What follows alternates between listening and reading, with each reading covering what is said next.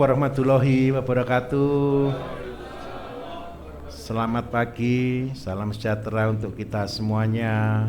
Om Swastiastu, Namo Buddhaya, dan salam kebajikan.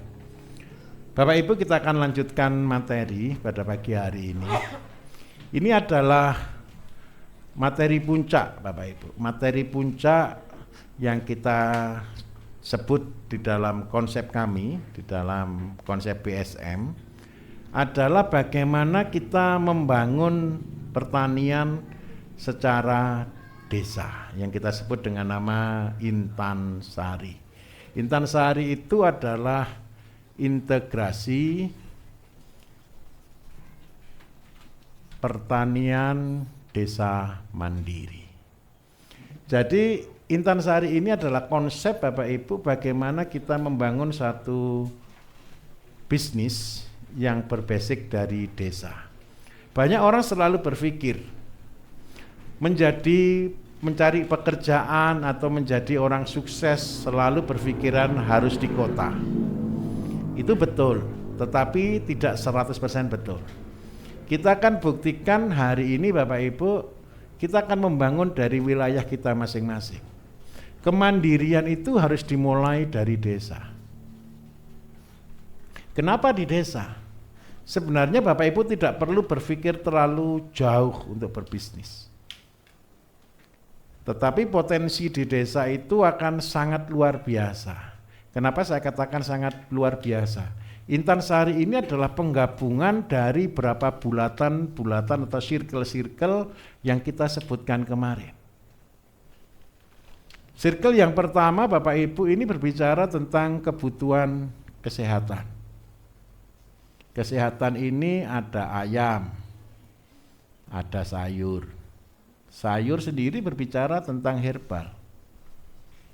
Terus yang kedua ada ikan, ada padi, ada sapi, ada kambing, ada jagung. Ada ikan juga, ada kolam. Nah, ketika ini semua kita gabungkan jadi satu Bapak Ibu, sebenarnya inilah konsep ekonomi perdesaan. Seperti misal, kalau di satu desa itu dengan populasi kurang lebih sekitar 1000 kakak. 1000 kakak wajar ya, satu desa 1000 kakak bisa? Bisa. Kita hanya fokus saja di desa. Jangan mikir yang terlalu besar deh. Jangan mikir ke kota, ke semuanya. Memang Bapak Ibu, bisnis yang ada di lingkungan itu paling susah. Kalau Bapak Ibu datang hari ini ke tempatnya masing-masing, Bapak Ibu bilang sebagai seorang petani, tidak ada yang percaya sama sekali. Kenapa kok tidak ada yang percaya sama sekali? Karena selama ini backgroundnya Bapak Ibu bukan petani. Terus yang kedua, kalaupun Bapak Ibu sudah jadi petani, selama ini konsep yang ada, orang melihatnya Bapak Ibu hanya petani biasa, bukan seorang pemimpin, bukan seorang leader. Karena itu kita akan upgrade. Jadi kalau Bapak Ibu sampai di konsep Intan Sari, Bapak Ibu itu sudah harusnya di level 2 tahun sampai 3 tahun. Di dalam konsep belajar tentang pertanian organik. Kenapa saya katakan ini penting sekali Bapak Ibu? Orang berasumsi menjadi orang kaya itu di kota atau di desa? Di kota. Tetapi minta maaf, penduduk desa itu butuh makan atau tidak? Pasti atau tidak? Mereka pasti belanja tidak? Nah, dari sana Bapak Ibu, memang ini adalah jalan paling sulit. Jual ke tetangga itu paling susah Bapak Ibu. Karena apa? Biasanya gratisan. Loh, enggak masalah sebenarnya. Karena kunci awal ya, kalau mau terima rezeki berilah. Bukan gitu. Yang kita tanam adalah sedekah kita itu adalah pemberian. Karena apa Bapak Ibu? Tanpa kita membuka kunci-kuncinya, itu tidak akan bisa. Kalau saya melatih orang, saya senang kali katakan carilah jalan yang paling sulit. Kenapa kok jalannya yang harus paling sulit yang harus kita lewati? Karena yang lain pasti mundur. Paham maksud saya? Jalan yang paling sulit lewatilah itu. Karena apa? Tidak ada pesaing di sana. Kalau jalan yang paling sulit kita tidak lewati, kita jalan yang paling mudah, semua orang lewat jalan mudah. Apa sih jalan yang paling sulit? Jalan yang paling sulit itu sebenarnya cuma satu, Bapak Ibu. Kepercayaan. Yang membuat banyak orang berdagang dan menjadi gagal karena mereka mentalnya adalah sales. Mentalnya adalah marketing. Karena itu di dalam konsep kami, kalau seandainya Bapak Ibu ada yang pelatihan lengkap, salah satu materi adalah kewirausahaan. Nomor satu, kita berbisnis, tujuannya bukan profit. Nomor satu, kita berbisnis tujuannya adalah membangun kekeluargaan. Tali silaturahmi. Yang Bapak Ibu bangun bukan bisnis, yang Bapak Ibu bangun adalah hubungan persaudaraan, kekeluargaan. Bisnis kami kuat Bapak Ibu sampai hari ini. Saya sangat kuat dalam bisnis kami. Saya melayani pasien itu dari neneknya, anaknya, cucunya, cicitnya. Kuat atau tidak kalau seperti itu? Kuat sekali. Kenapa saya kuat sekali di dalam bisnis kami? Karena yang saya bangun adalah kepercayaan dan kekeluargaan. Semua pasukan kami pantang untuk membuat testimoni. Kalau kami menjual itu harusnya pakai iklan atau tidak? Testimoni itu iklan atau bukan? Masalahnya kan satu. Core bisnis kami adalah herbal, kesehatan, kesembuhan. Anak buah saya selalu saya marahi kalau mereka membuat testimoni yang berlebihan. Wong kesembuhan itu loh bukan kita yang menentukan. Betul atau betul? Wong kesembuhan itu loh hanya Allah sendiri. Terus kita nganggap kita hebat bisa menyembuhkan orang, walat nggak bilang gitu. Karena itu kita tidak pernah berpikir tentang profit di awal. Goal kita adalah membangun kekeluargaan. Yang kedua, kita punya konsep namanya win-win solution. Win-win solution itu berbicara tentang satu konsep berbisnis itu yang membuat orang membeli dari produk kita itu bersyukur. Bukan terpaksa. Seneng enggak kira-kira kalau Bapak Ibu ada orang beli ke Bapak Ibu, dia beli itu loh bisa terima kasih. Seneng kan?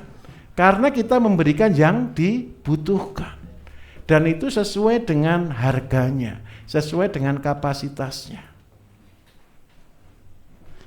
Terus yang ketiga Bapak Ibu, ini yang paling penting. Setelah kita melakukan win-win solution dan kekeluargaan, bisnis kita adalah bisnis yang tidak terbatas.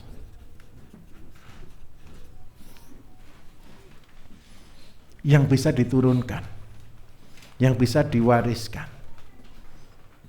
Nah, tiga ini adalah 3 poin penting di dalam konsep membangun kewirausahaan. Kalau Bapak Ibu mau bisnis, 3 ini poin pentingnya. Jangan pernah bisnis yang akan berhenti. Contoh saya buat. Seandainya Bapak Ibu mau bisnis buat pabrik handphone. Pabrik handphone bisa berhenti enggak? Bisa. Buat model baju, bisa berhenti enggak? Bisa. Baju itu kadang-kadang cuma 2 bulan, 3 bulan sudah ganti model. Betul kan? Handphone ganti model, semua ganti model. Tetapi ada bisnis yang tidak bisa terbatas, sampai kapanpun tetap dibutuhkan, yaitu makanan, kesehatan, dan pendidikan.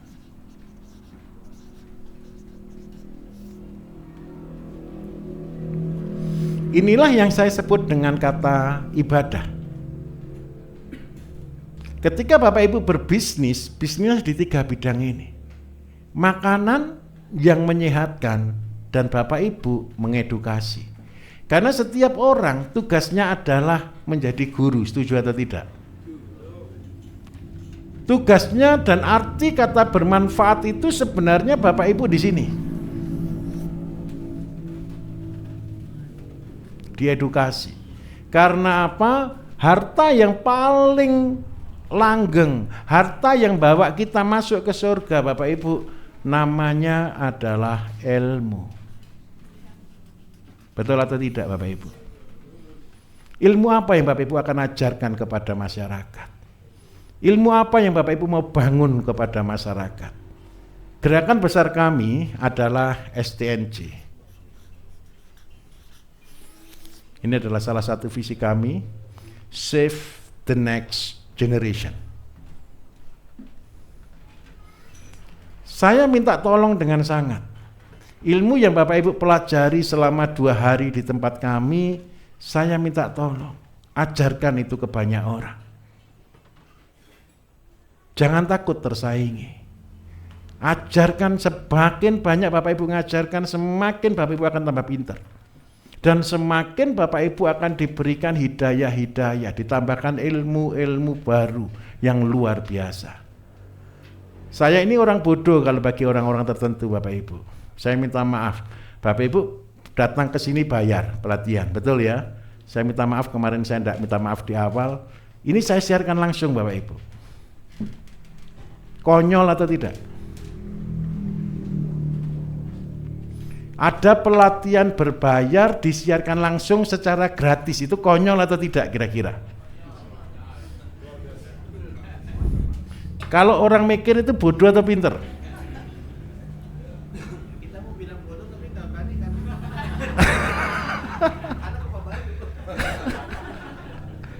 Coba saya mau tanya jujur, secara bisnis umum materi pelatihan berbayar itu harusnya disimpan atau dibagikan? Disimpan.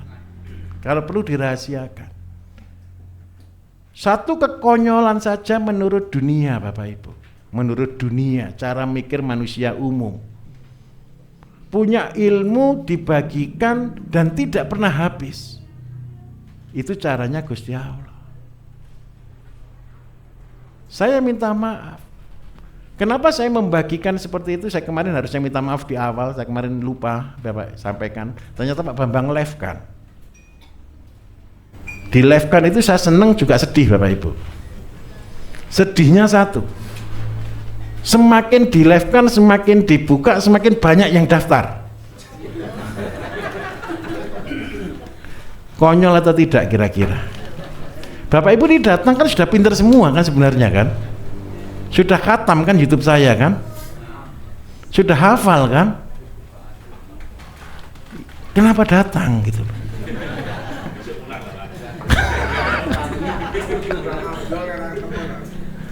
Nah, karena itu saya minta maaf. Saya berusaha melive-kan itu karena apa? Begini Bapak Ibu, tidak semua orang mampu untuk datang.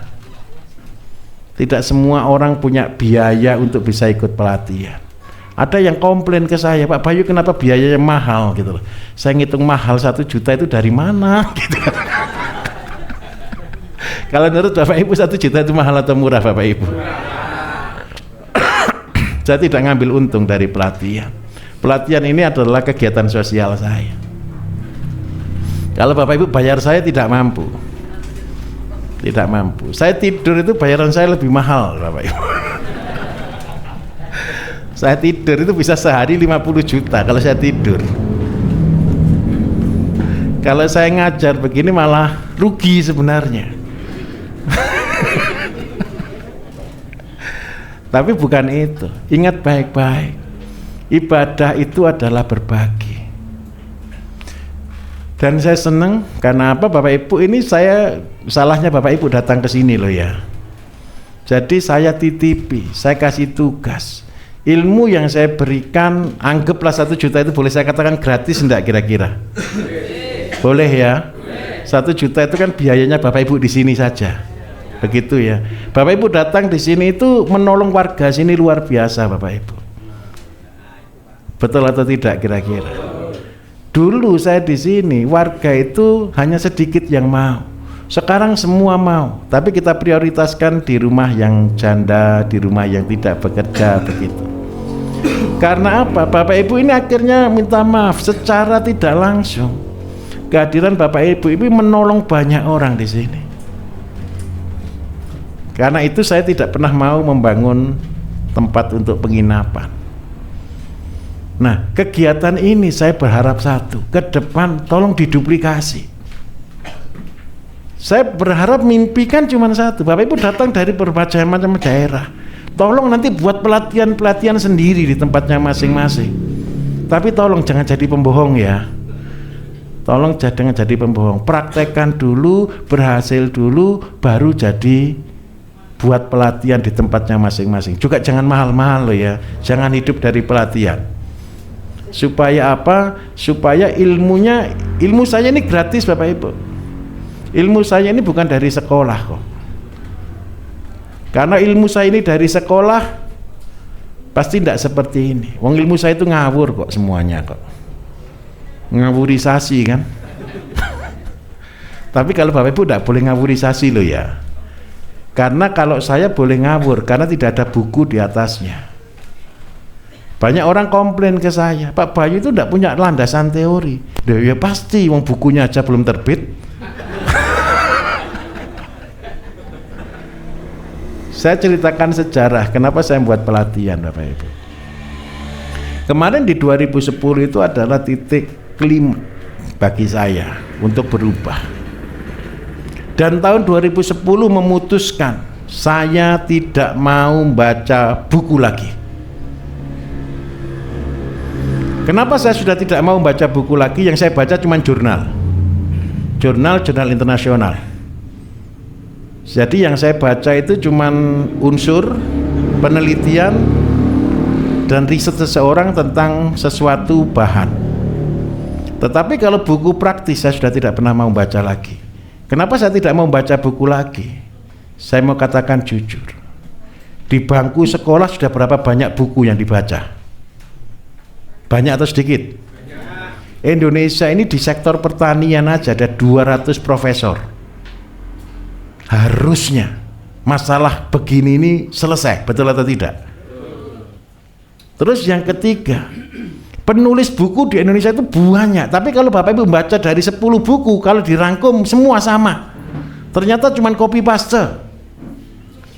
Dan yang paling menyedihkan satu, penulis buku itu tidak pernah praktek.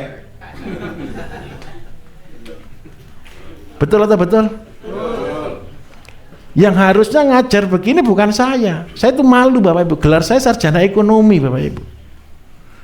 Makanya kalau ada kampus ngundang saya suruh tanya dulu, ini ngajarnya seminar atau untuk kelas kuliah umum? Kalau kuliah umum saya pasti tolak, saya minder. Sebelah saya gelarnya profesor doktor panjang sekali, sebelah kiri juga begitu, panjang sekali gelarnya. Terus ketika saya dikenalkan sarjana ekonomi, terus ngomongnya tentang pertanian, malu Bapak Ibu saya. Betul atau tidak? Yang malu bisa dua, saya yang malu, tetangga saya bisa lebih malu. Nah, karena apa? Karena saya seorang praktisi, saya seorang pelaku. Apa tujuan saya berkata seperti itu di sektor pendidikan? Saya minta maaf, kalau Bapak Ibu kepengen anak-anaknya jadi profesor itu tidak perlu sekolah, bisa Bapak Ibu. Asalkan Bapak Ibu bisa menemukan sesuatu dan bisa dipertanggungjawabkan dan bisa diilmiahkan. Nah, saya sudah 30 tahun lebih untuk meneliti di sektor ini, dan hasilnya apa yang saya bagikan ke Bapak Ibu. Minta maaf, dari kemarin sampai hari ini ada materi yang susah atau tidak? Teorinya susah atau mudah? Semua mudah. Dan itu adalah keberhasilan saya tertinggi Bapak Ibu. Keberhasilan tertinggi di Indonesia itu membuat yang sulit jadi yang mudah, bukan yang mudah jadi sulit. Di Indonesia ini kan hebat kan, materi yang mudah itu loh bisa diseminarkan kayak jadi yang sulit, betul atau tidak? Jadi akhirnya yang belajar kayak hebat, padahal tidak ada apa-apanya itu. Yang hebatlah itu lagi adalah satu, Saya minta tolong, bawa kemustahilan, keberhasilan di sektor pertanian ke tempatnya masing-masing. Dengan cara apa? Tidak ada cara lain. Bapak Ibu harus jadi contoh. Contoh itu adalah Bapak Ibu menjadi guru di sana. Intan Sari Bapak Ibu ini adalah konsep terhebat yang saya bangun. Tahun 2010 ketika saya bangun konsep Intan Sari ini Bapak Ibu, air mata darah yang keluar. Ngajari orang bertani organik, saya ingat betul, saya kumpulkan 200 petani, saya ajari mereka, saya latih mereka. Waktu itu bukan untuk kawasan desa, tapi satu kecamatan, kurang lebih 18 desa. 18 desa itu saya hitung saya butuh 200 petani. 200 petani ini saya bedakan jadi 20 bidang. Yang ayam sendiri, yang telur sendiri, yang puyuh sendiri, yang bebek sendiri, yang kambing sendiri, yang sapi sendiri, produksi pakan sendiri, produksi ikan sendiri, produksi pupuk sendiri, marketing sendiri, pengolahan sendiri, edukasi sendiri. Sayur itu ada bermacam-macam sayur. Itu saya tata. Dan hasilnya luar biasa susahnya. Susah sekali. Akhirnya terpaksa. Kata terpaksa itu begini. Terpaksa akhirnya ketika saya gagal ngajari orang untuk bersama-sama bergerak bersama-sama, sulitnya minta ampun. Saya ngajak organik, mereka nyuri-nyuri Bapak Ibu. Kau pengen lebih bagus dikasih kimia. Wah, repot akhirnya. Karena itu nomor satu, mental harus betul. Tujuan harus betul. Dasar harus betul. Karena itu di awal sekali saya katakan ada dua jalan yang kita pilih. Bapak Ibu memilih cara sendiri atau memilih caranya Gusti Allah? Kalau menurut saya, tolong percayalah Gusti Allah itu lebih hebat dari kita. Tolong itu saja pegang baik-baik. Gusti Allah itu hidup atau enggak tahu Bapak Ibu? Bukan batu kan? Paham maksud saya kan? Gusti Allah itu kan hidup kan?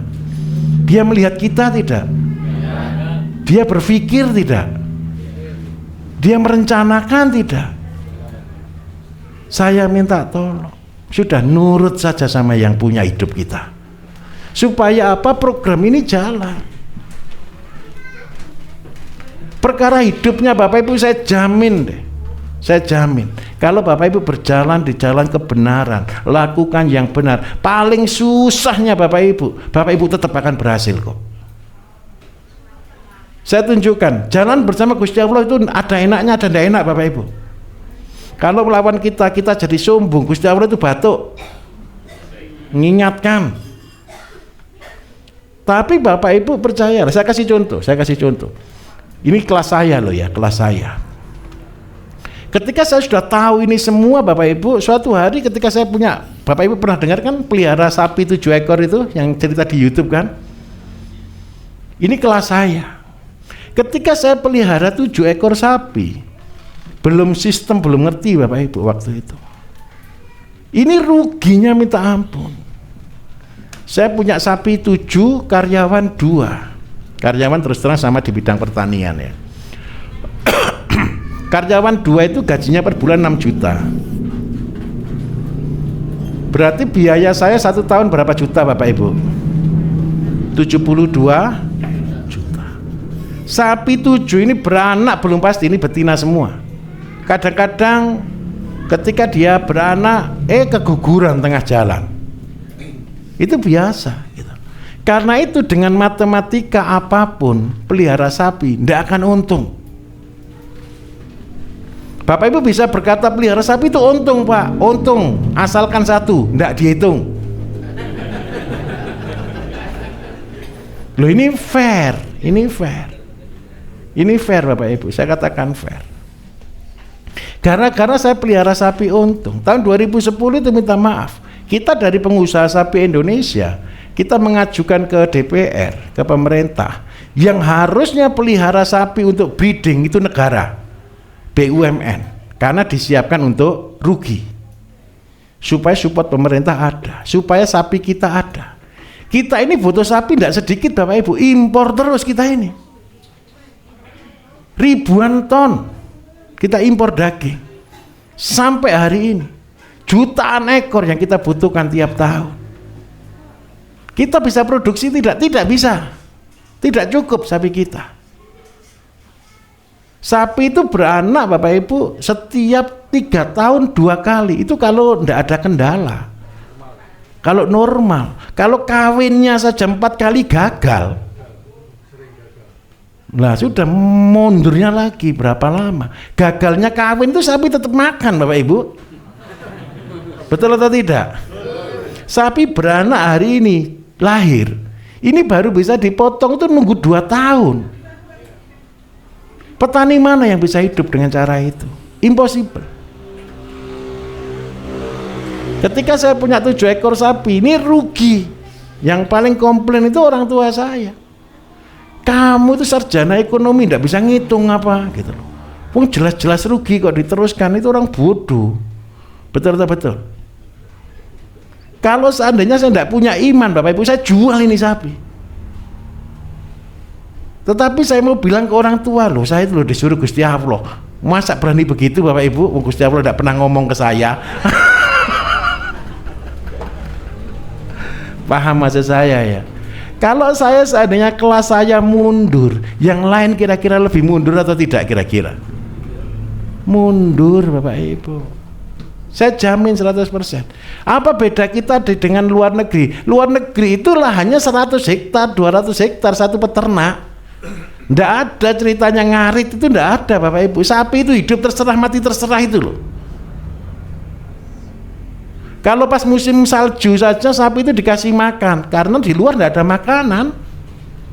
Tapi sisanya itu cuma dilepas saja, diren saja, kotak pindah begitu aja. Yang kerja aja anjing. Loh bener, tukang gembala di sana itu anjing Bapak Ibu. Yang hebat itu satu, anjingnya kok nurut, disuruh menggiring sapi itu mau, itu konyol gitu. Dan yang luar negeri punyanya sapi bukan 1, 2, 1 atau 100, 200, 1000, 2000. Karena itu mereka jadi pengusaha. Di Indonesia orang punya sapi 1 aja sudah alhamdulillah. Lah akhirnya banyak sapi yang makan pedet. Tahu sapi makan pedet? Anaknya dijual untuk beli pakan. The fair. Karena tidak mampu. Lah kalau ini tidak kita rubah, bagaimana? Akhirnya gara-gara sapi ini Bapak Ibu, minta maaf. Akhirnya keluar yang saya kumpulkan bisnis lah yang pasti saja. Kita mengharapkan anaknya belum pasti, kita penggemukan juga belum pasti. Akhirnya yang pasti dari sapi cuma 2. Yang pertama itu urin, yang kedua kotoran sapi. Dari inilah saya lakukan. Saya bilang dulu, ini pekerjaan rugi atau untung? Berarti kan hanya orang bodoh yang bisa mengerjakannya. Betul ya? Karena kalkulatornya rusak. Tapi yang kedua Bapak Ibu ingat, kemarin saya katakan, ketaatan itu adalah wujud dari iman. Saya gara-gara yang saya lihat bukan sapi, yang saya lihat hanya Gusti Allah Bapak Ibu. Karena itu saya bertahan. Tapi ingat baik-baik, siapa yang mengandalkan Gusti Allah dalam hidupnya tidak akan pernah dikecewakan. Walaupun harus ada air mata juga loh ya. 3 tahun itu penderitaan. Air matanya ya telinga ini ketebal gitu ya, hati harus tatak gitu ya. Dari sini akhirnya 3 tahun saya kumpulkan kencing sama kotorannya Bapak Ibu. Saya tampung terus itu kencing. Saya ingat betul, saya bilang ke karyawan saya, secukupnya kandang, isi dengan kencing sapinya, sampai bisa terkumpul 50 ton. Banyak atau sedikit Bapak Ibu? Banyak. 50 ton itu berhenti karena tempat saya habis. Berhentinya bukan karena saya apa, karena tempatnya habis. Ketika tempatnya habis ini Bapak Ibu, saya sudah punya ide. Saya buat untuk ZPT yang tipe kuno, yang tahun 14 tahun yang lalu. Saya buat POC. Buat POC saya jual dengan harga 2.500. Tidak laku. Karena apa? Dosisnya kurang. Saya tingkatkan harganya, saya tambah bahan, saya jual 5.000, nggak laku lagi. Ya laku sih, cuma laku ya 10-20 ribu liter gitu aja, 10-20 ton gitu aja, nggak terlalu banyak. Itu tapi perjuangan. Terakhir saya buat kelas kayak kelas nutrisi ini, tapi masih belum selevel ini. Saya jual 10.000, belum laku juga. Terus saya rubah konsep, saya tambah jeroan ikan. Perbandingannya gara-gara ada pabrik ikan yang tidak bisa jual limbah, saya tampung, makanya saya olah, saya jadikan nutrisi. Sama teman-teman, Pak kita salah harga, katanya Pak Bambang itu di belakang itu. Dijual Pak Bambang 100.000 saja Pak. Karena orang Indonesia itu semakin mahal semakin bagus katanya. Fair Bapak Ibu, akhirnya saya jual 100.000. Bodoh atau pinter? Wong harga 10.000 aja ndak laku dijual 100.000, betul atau?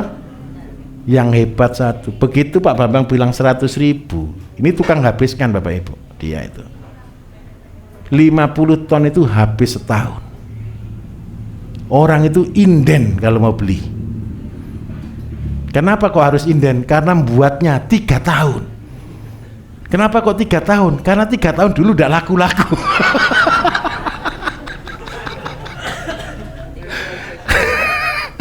Akhirnya setelah 3 tahun saya bisa dapat 5M. Ini bagi 2 sama tim marketing. Saya dapat 2,5 M, tim marketing dapat 2,5 M. Sekarang saya mau tanya, ini pinter atau rezeki? Bonus dari apa? Ketaatan. Semua bisnis saya Bapak Ibu, saya katakan jujur, jangan sakit hati ya, banyak yang rugi daripada yang untung. Kenapa banyak rugi? Membuat tempat begini Bapak Ibu, persiapan itu yang paling mahal bukan bangunan. Persiapan yang paling mahal itu SDM. Ngajari SDM itu kayak nyangkul batu itu loh Bapak Ibu. Susahnya minta ampun. Jadi bangun pertanian itu yang susah bukan uangnya Bapak Ibu. Sistem, bangun sistem itu yang paling susah. Sistem itu masalahnya satu. Kalau di 1.000 meter yang kerja Bapak Ibu masih oke. Tapi lebih dari 1.000 meter kan Bapak Ibu udah ikut kerja. Betul atau betul? Siapa yang kerja? Orang lain. Kalau mentalnya cuma mental gaji, yang penting jual jam kerja Bapak Ibu. Yang kerja nanti ngomongnya begini, segini saja, betul atau tidak? Betul. Nah, itu yang membuat bangkrut. Setiap tempat baru yang saya bangun butuh waktu 7 bulan sampai 1 tahun untuk membuat sistem saja itu. Dan itu habisnya kalau 4 hektar itu 1 M tidak cukup. Saya harus katakan jujur. Panen Pak nanti, iya nanti setelah jadi. Gitu loh. Nah itu semua Bapak Ibu harus kuat di sana. Kalau mentalnya cuman mental tempe, selesai, tidak akan kuat. Karena itu yang membuat Bapak Ibu kuat itu satu, Gusti Allah saja.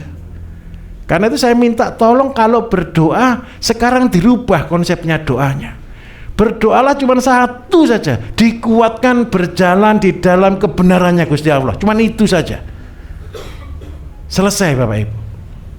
Yang lain akan datang sendiri. Bapak Ibu pelihara ayam jadi miliarder, ceritanya enak kan? Jadi miliarder kan? Saya mau katakan jujur, pelihara 10 ekor bahagia, seneng-senengnya itu cinta muda itu.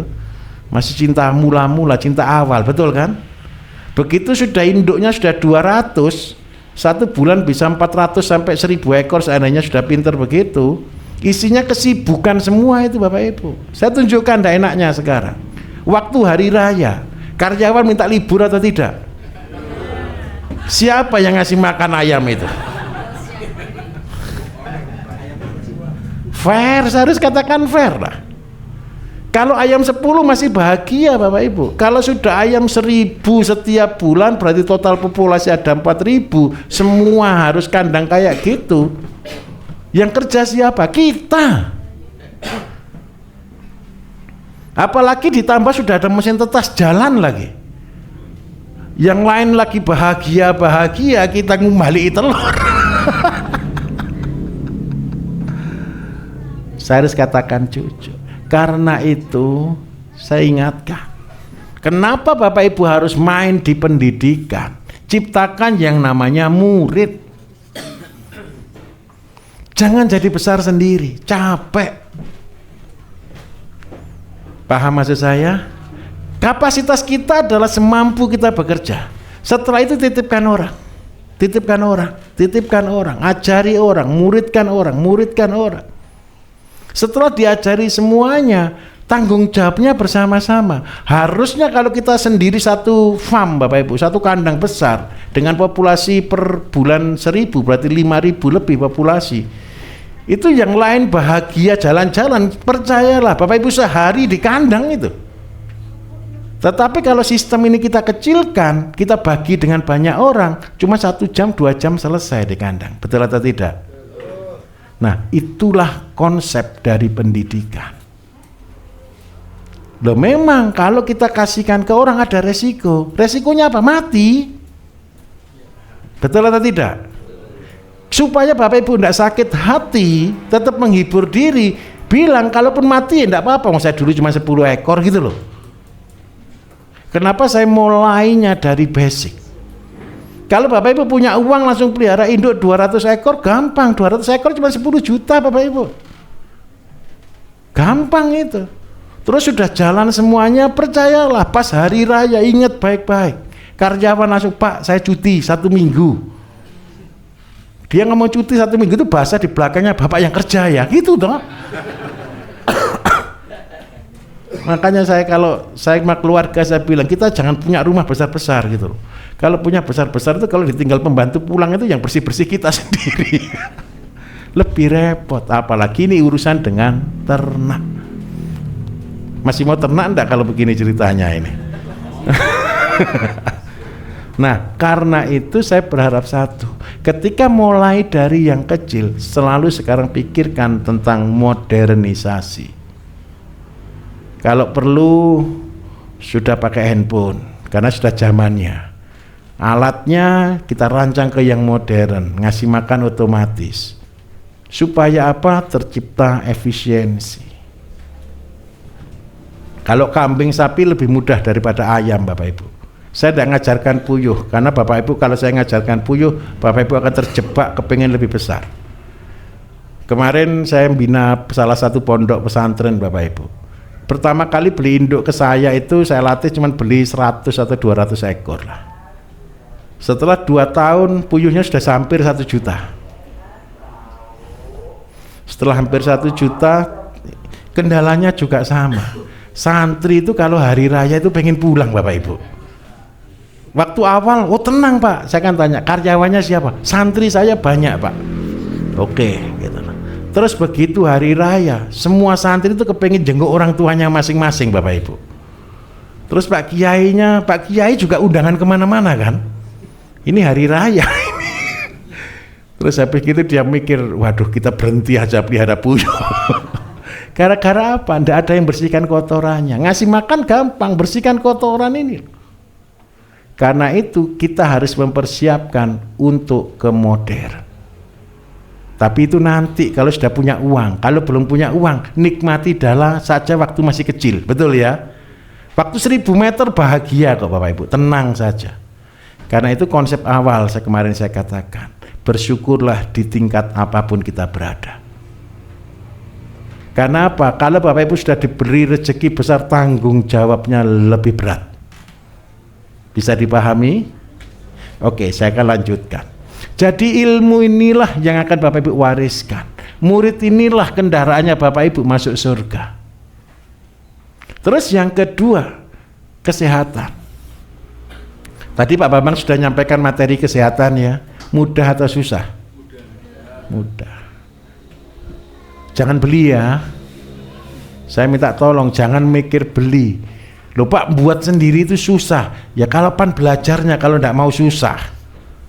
Bapak Ibu dulu waktu sekolah pernah enggak disuruh dikasih PR, dikasih ulangan gitu, pernah enggak? Itu kan bikin susah kan tidak berguna juga kan?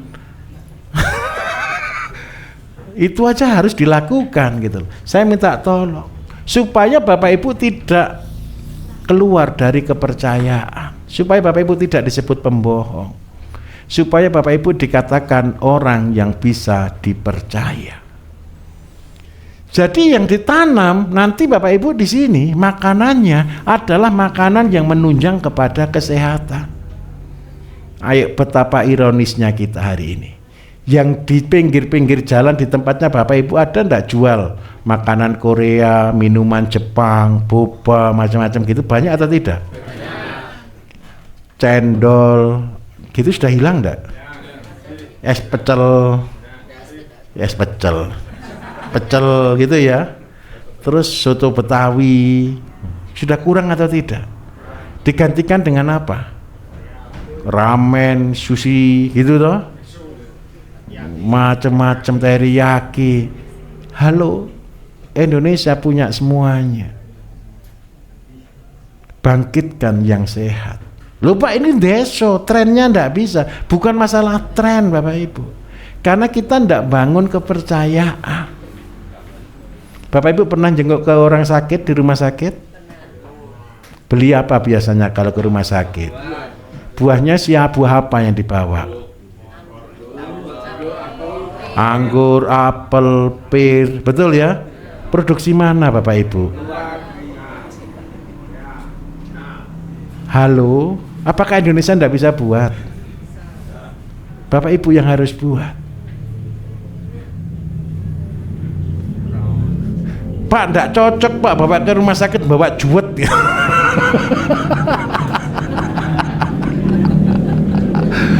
Jeruknya Indonesia itu tidak manis Pak, betul tidak kira-kira?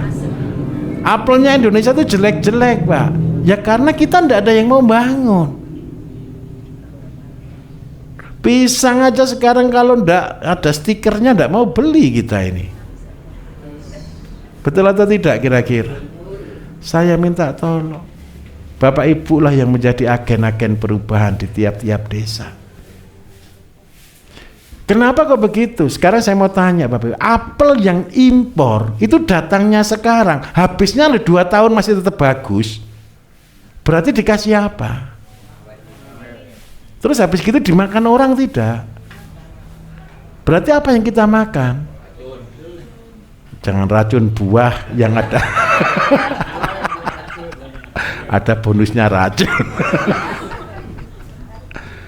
Saya minta tolong, siapa yang bisa mengubah itu kalau bukan kita? Minimal mulai hari ini kita katakan dulu, setiap keluarga kita stop makan yang tidak sehat. Karena saya jamin Bapak Ibu, ujungnya adalah sakit. Betul atau tidak? Saya kalau ketemu orang sakit Bapak Ibu, terutama yang mau injury time, tahu ya injury time ya, rumah sakit sudah tolak, dokter sudah tolak, masuk ke rumah sakit, oh pulangkan saja, kan gitu kan. Maksudkan pulangkan saja itu ke 1 kali 2 maksudnya. Suruh pulang gitu. Itu kan berarti sudah mau meninggal. Kalau ketemu saya orang kayak gitu Bapak Ibu, saya sering kali ketika saya talk show, pekerjaan saya ini talk show Bapak Ibu, saya setiap 3 hari pindah kota. Jadi ini sudah lebih dari 10-15 tahun. Setiap kota di Jawa Timur dan Jawa Tengah itu saya hafal. Hotelnya semua saya hafal, karena pernah saya tiduri pasti. Karena sudah lebih dari 10 tahun saya itu nginep di tiap hotel. Setiap kota itu ganti. Setiap kota ketemu saya 2 kali dalam setahun. 50 kota. Itu yang menghabiskan waktu saya. Saya ketemu pasien live seperti ini, orangnya maju satu-satu.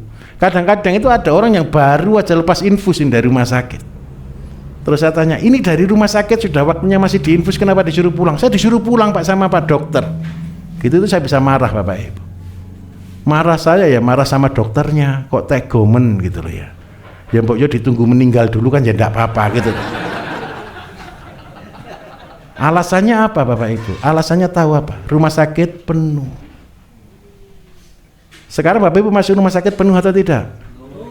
Yang ditanya dulu ada kamar atau tidak kan? Coba bayangkan, minta maaf. Ini agak menyinggung sedikit enggak apa-apa lah, tapi saya nyinggungnya halus kok. Kalau program kesehatan itu berhasil, rumah sakit berkurang atau tidak? Dokter sudah banyak atau belum di desa? Bidan sudah ada tiap desa atau belum? Harusnya kan selesai di desa kan? Tapi masuk rumah sakit itu antri Bapak Ibu. Betul atau betul? Berarti ada satu yang salah. Kita punya gerakan namanya Germas, Gerakan Kesehatan Masyarakat. Harusnya itu sangat berhasil dong, yang pinter sudah banyak, pengetahuan sudah hebat. Tetapi apa yang menyebabkan mereka sakit? Sumbernya yang tidak dibereskan. Kalau yang dibereskan cuma pucuk gunungnya saja, ini meletus habis. Karena itu ketika saya ketemu pasien yang sudah mau meninggal, Bapak Ibu, saya kejam ngomongnya. Termasuk kejam lah saya kalau ngomong itu. Saya selalu ngomong gini, Bu, Pak, tobat. Sudah di dunia hidup susah, nanti mati masuk neraka. Saya ngomong gitu Bapak Ibu. Bapak Ibu tahu enggak orang sakit diabetes? Yang laki-laki saya ngomong terus terang. Sakit diabetes itu sebentar atau lama? Paling tidak kan 10-20 tahun kan? Betul kan? Pasti impoten. Terus ceritanya begini, istri saya selingkuh Pak. Anak saya tidak ada yang dekat dengan saya Pak. Padahal dulu saya kerja itu mati-matian untuk keluarga. Isinya sakit hati atau tidak? Ketemu istri itu dendam, bisa marah-marah. Ketemu anak itu marah-marah. Terus habis gitu ke rumah sakit, terus ada suster aja. Kan bau Bapak Ibu ya. Terus hidungnya langsung ditutup gitu, dia langsung tersinggung. Kenapa tersinggung? Karena setiap hari isinya sakit hati ini orang. Karena itu saya selalu ngomong, ayo tobat. Loh, tobat bagaimana? Saya ini sudah mau mati, tapi tidak mati-mati. Yang disalahkan terakhir siapa Bapak Ibu? Gusti Allah. Tahu yang disalahkannya kenapa? Gusti Allah itu tidak adil. Kok hebat menyalahkan Gusti Allah tidak adil? Saya bilang ke dia, mumpung sekarang Bapak hidup, minimal satu deh, sebelum meninggal bermanfaat bagi orang. Siapa tahu gara-gara kejadian itu Bapak bisa masuk surga. Saya tunjukkan, Bapak kepengen mati itu loh, itu sudah dosa, betul atau tidak? Kepengen bunuh diri Bapak Ibu, doanya mati. Jarak, tahu jarak? Makanan yang tidak boleh dimakan, apa tujuannya? Biar cepat mati. Tapi yang heran satu, tidak mati-mati. Maka saya selalu katakan, Bapak mumpung masih hidup, ayo tobat. Bermanfaat bagi orang. Apa yang bermanfaat bagi orang? Minimal dua. Yang pertama, ceritakan ke keluarganya, ke anak-anaknya, jangan sampai sakit.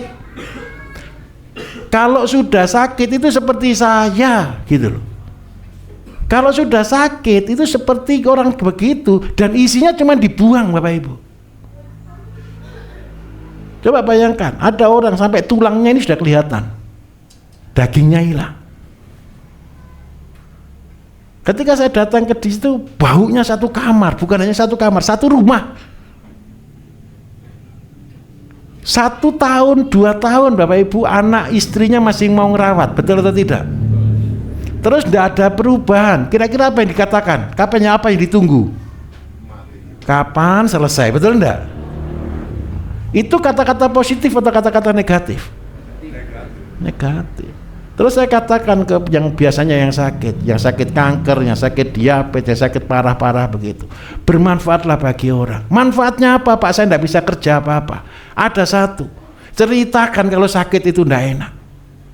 Terus yang kedua, sepurani, ampuni semua yang salah-salah itu. Itu berarti kita masih diberi kesempatan untuk tobat. Terus yang ketiga, kalau mau mulai mandiri. Loh Pak, saya bergerak aja susah. Siapa tahu kalau dikasihani sama Gusti Allah, buat jus sendiri sana loh, dimakan sendiri. Kalau tidak ada yang nanamkan, tanam sendiri. Orang stroke Bapak Ibu, saya suruh tanam kangkung, saya suruh tanam kacang panjang di depan rumah. Susah. Gelundung-gelundung bisa, tapi minta maaf. Bapak Ibu tahu enggak dengan kata-kata putus asa?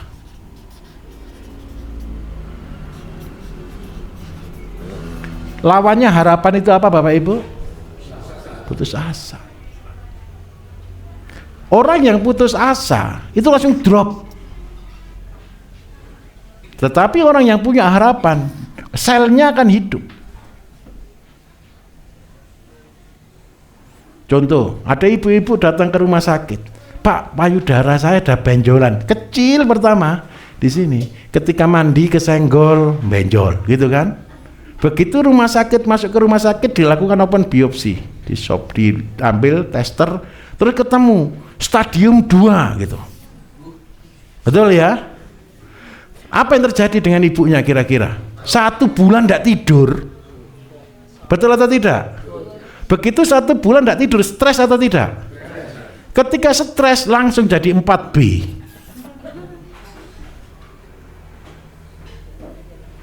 Terus mereka langsung berkata, tidak ada harapan.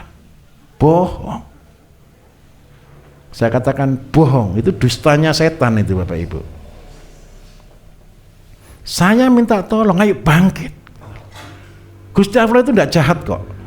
Gusti Allah itu baik. Dia menyediakan obat itu hanya di sekeliling rumah kita. Tidak jauh. Obat itu tidak mahal. Obat itu gratis kalau mau.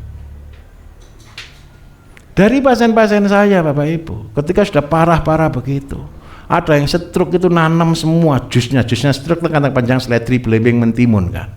Kalau diabetes kan wajib makan pare kan, makan buat teh salam manis itu kan. Nah, dengan cara itu Bapak Ibu, saya pikir saya ini jadi orang kejam. Tapi saya lebih baik bagi orang kejam tapi daripada orang masuk neraka. Betul atau tidak? Justru orang-orang yang ketemu saya begitu Bapak Ibu sembuh. Yang tadi yang saya ceritakan, yang kakinya ini tinggal tulangnya saja, kelihatan tulang sama ototnya Bapak Ibu. Itu loh daging tumbuh kembali. Ajaib atau tidak? Tapi jangan ngelawan dia kalau ngomong. Sekarang pekerjaannya dia keliling tetangga-tetangganya. Kalau ada orang makan salah, tobat kamu, jangan makan jahat-jahat yang salah-salah itu, biar tidak sakit. Dia buat jamu Bapak Ibu, yang seperti Bapak Ibu minum di sini, dibagi-bagikan. Ada nenek-nenek sampai nangis-nangis ketemu saya, Pak Bayu tolong anak-anak saya tuturi Pak, jangan sampai dia sakit Pak. Saya kebalik Bu, ini tuh cucunya ibu sendiri. Terus saya suruh nuturi itu gimana? Ya ibu aja cerita. Saya minta maaf, selamatkan generasi ke depan. Kalau menurut Bapak Ibu, anak-anak kita ini sakitnya lebih potensi atau tidak? Pasti atau tidak? Kalau Bapak Ibu tahu jalan kebenaran terus ada orang mau jurang dibiarkan, tuh yang salah siapa? Saya gitu. Apesnya Bapak Ibu deh ya ketemu saya. Kalau selama ini kan Bapak Ibu kan tidak pernah tahu kan seperti ini kan. Ini apes atau rezeki? Habis ini kalau ada orang salah gaya hidupnya, ingatkan, ajari. Kenapa saya harus bangun pertanian Indonesia Bapak Ibu? Pasien saya jutaan. Dan setiap kali saya talk show, selalu saya katakan, Pak, Bu, makan yang sehat ya. Contoh, kalau gagal ginjal yang paling banyak, harus makan labu siem, makan sayuran-sayuran hijau, makan pepaya muda, rebusannya buat tehnya seledri kenikit dibuat infused water, makan pete dan sebagainya, seperti itu yang kita ajarkan. Terus dia tanya, beli di mana Pak? Wah, saya juga bingung jawabnya Bapak Ibu. Oh, semua itu isinya pestisida, tanam sendiri, tidak punya tanah Pak. Terus jawab apa saya Bapak Ibu? Ya sudah, yang penting saya sudah ngomong dulu gitu aja kan. Tapi di lain pihak itu pukulan bagi saya. Anak-anak kita ajari makan yang sehat. Terus orang tuanya tanya, beli di mana Pak makanan sehat? Buat sendiri. Terus jawabnya enggak punya tanah. Saya minta tolong, Bapak Ibu ini adalah orang-orang yang terpilih. Saya betul-betul berharap dan minta tolong, beri mereka makan. Beri mereka makanan sehat itu. Karena apa Bapak Ibu? Kunci kesehatan itu di dasarnya. Sudahlah, percayalah, rezekinya Bapak Ibu nanti itu urusannya Gusti Allah. Sudah, jangan ditantang. Saya ini tidak bangkrut kok Bapak Ibu, walaupun rugi semua.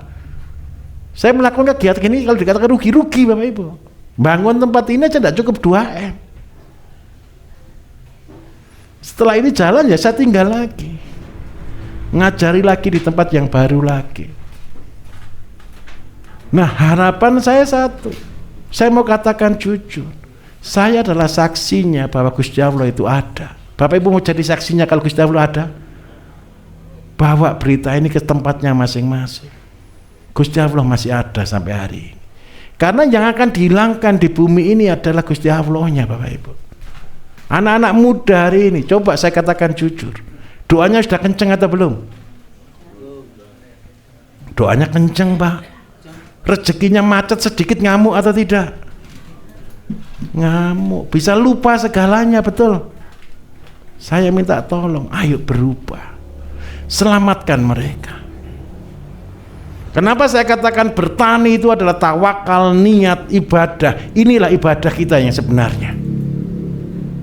Loh Pak, saya ini kerja tani, bukan kerja bangun kesehatan bangsa. Bapak Ibu menyelamatkan apa? Di pendidikan ini orang-orang punya murid. Bapak Ibu minta maaf, kemarin saya sampaikan, kita hari ini ngolah sampah, limbah rumah tangga, kita jadikan berkah. Ke depan sampah masyarakatlah yang kita rubah jadi orang-orang yang berhasil. Dan itu muridnya Bapak Ibu. Saya mau tanya Bapak Ibu, ke depan kira-kira pengangguran tambah banyak atau tambah sedikit? Kalau pengangguran itu tambah banyak, saya katakan jujur deh, pemerintah akan beri. Kemarin ada program namanya Prakerja, tahu enggak? Prakerja itu pengangguran yang dibayar oleh pemerintah. Kira-kira itu menyelesaikan masalah atau menambah masalah? Jadi nanti orang berkata, enak nganggur saja, nganggur digaji. Mentalnya langsung hancur Bapak Ibu. Semangatnya langsung hancur. Tidak punya jiwa untuk bangkit. Karena itu saya berdoa, minta tolong dengan sangat, jadilah miliarder semuanya. Untuk bisa menolong banyak orang. Jangan jadi miliarder untuk diri sendiri. Jadilah miliarder yang memuridkan banyak orang. Karena apa Bapak Ibu? Orang Indonesia kalau tidak diberi contoh di depan mata, gitu loh, masih tidak percaya. Sudah ada di depan mata aja masih belum percaya kok. Betul atau tidak? Bapak Ibu sudah ketemu dengan warga di sini kan? Saya ngajar ini sudah lama atau belum cerita mereka? Dilakukan atau tidak? Alhamdulillah kan. Saya itu marah kadang-kadang Bapak Ibu. Saya bantu secara ekonomi dengan Bapak Ibu tinggal di sana, ekonomi kan terangkat, betul atau tidak? Secara otomatis. Saya total itu lebih dari 200 juta per tahun untuk satu kawasan, satu dusun Bapak Ibu. Itu loh sudah lebih besar kok, betul enggak kira-kira? Gitu loh, orangnya belum pernah mau berubah. Yang salah itu saya atau cara ngajar saya. Saya minta tolong, itulah perjuangan. Bapak Ibu nanti ketemu enggak dengan begini? Pasti, wong saya sebagai guru aja ketemu kok. Apalagi Bapak Ibu yang melakukan sebagai pemula. Tapi saya ajari caranya, muridkan inilah terbaik. Akhirnya yang sekarang apa yang saya kembangkan? Murid-murid yang berhasil saya kembangkan, murid-murid yang berhasil saya support. Supaya bukan lagi saya yang cerita. Mungkin kalau saya cerita mereka terlalu tinggi, beda jaraknya. Tapi kalau sesama petani saya berharap mereka bisa bersama-sama. Nah Bapak Ibu, 3 ini saja yang menjadi visi kita. Inilah menjadi penghasilan kita. Saya tunjukkan.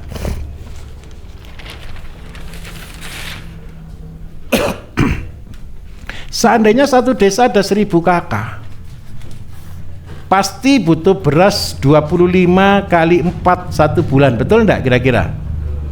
Berapa rata-rata ini ketemu berapa? Kalau kali 1000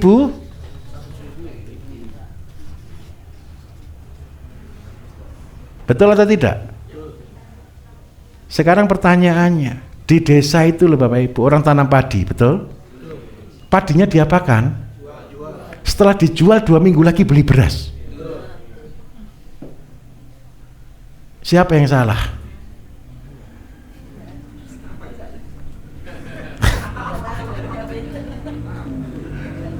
Terus yang kedua, pertanian di desa hari ini banyak yang digarap atau sudah banyak yang terbengkalai?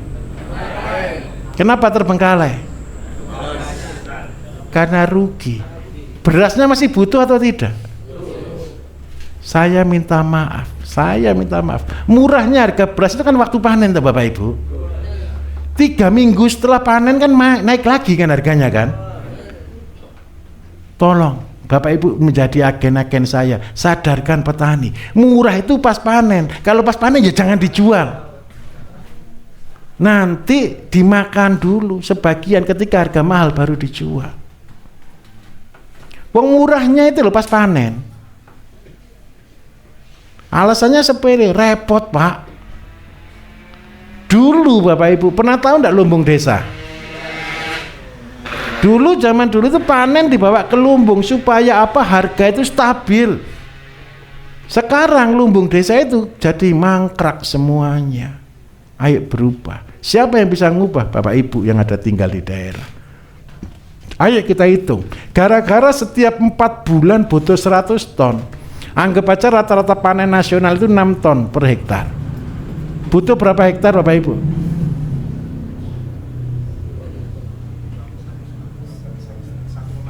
Anggap aja 160 ya hektar. Oke. Sudah fix untuk padi saja. Terus yang kedua, dari 1000 kakak ini Bapak Ibu pasti tidak makan telur. Seandainya 1 kilo per minggu, biasa atau tidak? Biasa kan 1 kilo per minggu kan? Kali 1000 berarti ada berapa Bapak Ibu? Kalau kali 4 ton. Seandainya 1 kilo itu isi 20, berarti 4 kali 20. Ketemu berapa telur? 80.000 telur. Kemarin saya sampaikan, pelihara ayam 10 menghasilkan telur cuma 5 dikonsumsi, 5 ditetaskan. Betul kan? Kalau saya butuh 80.000 per bulan, butuh ayam berapa di satu desa? 80.000 dibagi 5 Bapak Ibu, ketemu berapa?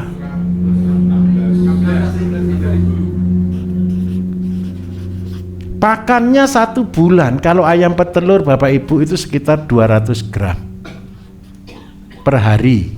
Berarti berapa ini pakannya per hari?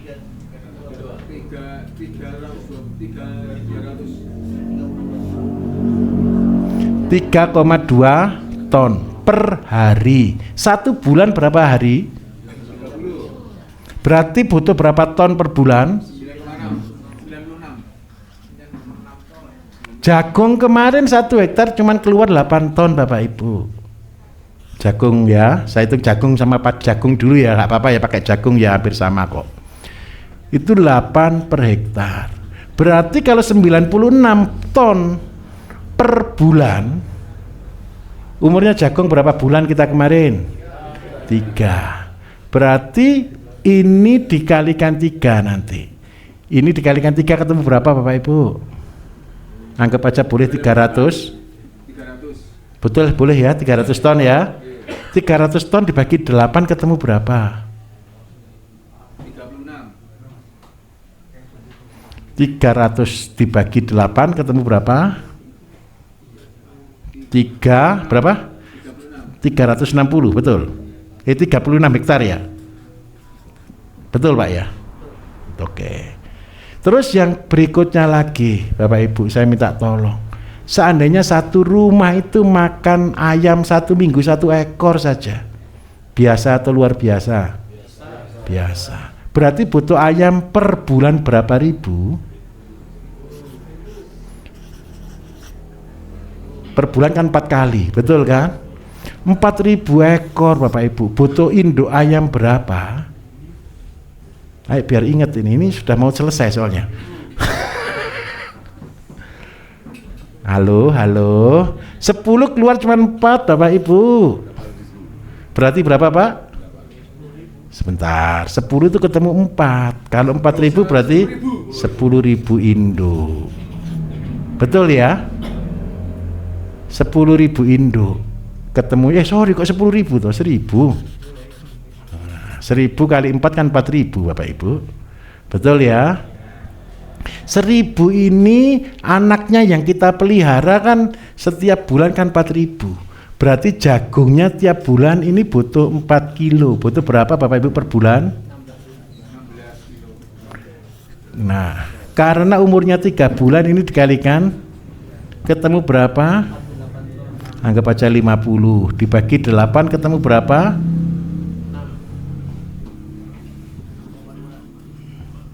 Anggap aja 6 hektar. Oke ya. Nah, saya minta maaf. Kalau kita sudah dari sini aja, padi, ayam telur sama ayam, enggak usah ikan dulu deh. Kira-kira berarti perlu enggak pabrik pupuk di desa? Perlu enggak pabrik pakan di desa? Berarti ada enggak industri di desa? Berarti kira-kira pengangguran selesai di desa atau tidak? Selesai. Seandainya satu keluarga itu 1 bulan habis 1 juta saja, berarti ada uang perputaran di satu desa berapa Bapak Ibu? 1 M.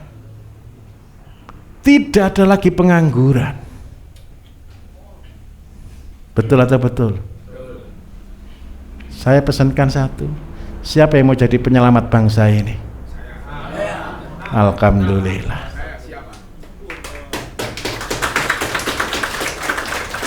Saya tagih janjinya lo ya.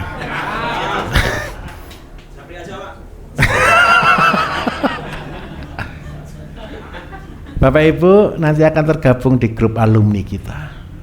Saya komitmen, saya akan kawal 3 tahun Bapak Ibu untuk jadi miliarder.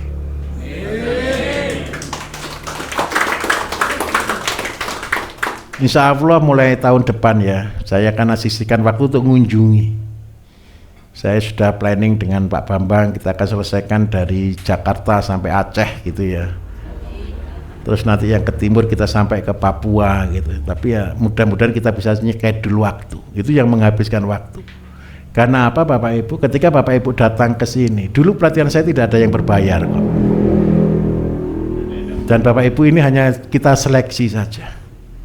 Kita pilih saja, siapa sih orang yang mau niat, siapa sih yang betul-betul mau. Biaya saya terbesar mengunjungi Bapak Ibu nanti, tenang saja, saya masih punya uang.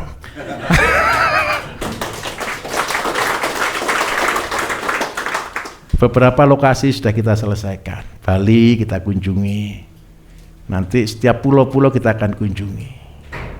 Doakan saya diberi kesehatan, semua tim diberi kesehatan. Supaya apa? Kita bisa membangun hubungan kekeluargaan ini untuk bersama-sama.